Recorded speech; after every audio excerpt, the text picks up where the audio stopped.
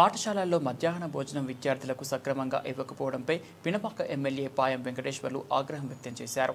శనివారం పినపాక మండల పరిధిలో గల ఐలాపురం గిరిజన బాలికల ఆశ్రమ పాఠశాలను ఆయన ఆకస్మికంగా తనిఖీ చేశారు. అక్కడ విద్యార్థులకు వడ్డించే వంటకాలను పరిశీలించారు. నాణ్యత లేని పప్పు ఆహారం అందిస్తున్నారని వార్డెన్ హెడ్ మాస్టర్పై తీవ్ర స్థాయిలో మండిపడ్డారు. ప్రభుత్వానికి చెడ్డ పేరు తెచ్చేలా ప్రవర్తిస్తారా?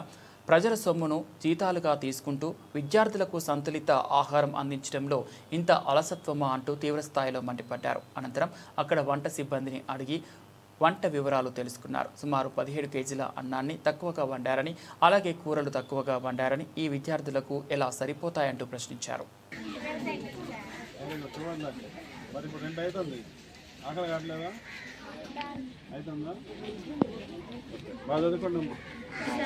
ఓకే బిడ్డ.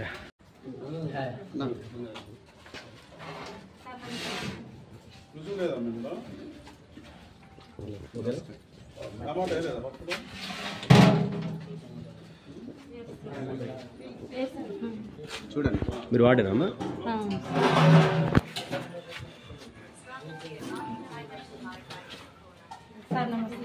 నమస్తే. కప్పులో టమాటా వేయలేదా?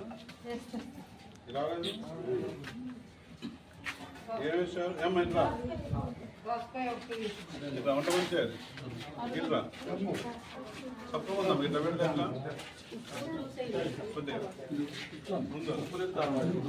ముందురా. ఇప్పుడు పప్పులో ఏం వేసినాం? ఎన్ని కేజీలమ్మా పప్పు 8 కేజీలు. టమాటా వేసినావా? పప్పులో టమాటా వేస్తారా? పప్పులో మరి ఎందుకు వేయను?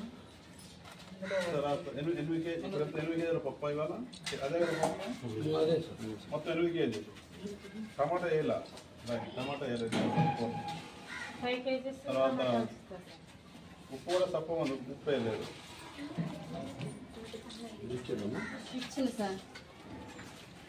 చింతపండు ఏం వేసారు? చింతపండు ఎంత వేసిన? చింతపండు